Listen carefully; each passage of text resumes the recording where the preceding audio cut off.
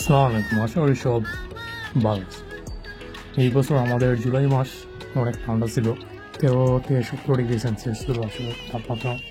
প্রায় সময় রেইন এবং সানলাইট অনেকটা নাই বললেই চলে।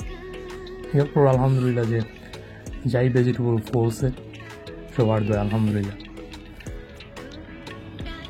বর্তমানে অগাস্টে average temperature 20 degree Celsius, not bad compare to July last moment. Thank you everyone for watching. July was really cloudy.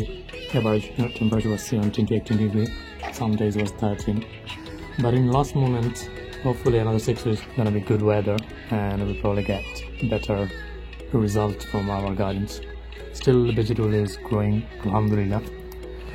And normally, July month, it depends on July month. We're expecting good weather in July, but this year was really cloudy and raining, so it wasn't really great weather this year. So far so good, alhamdulillah.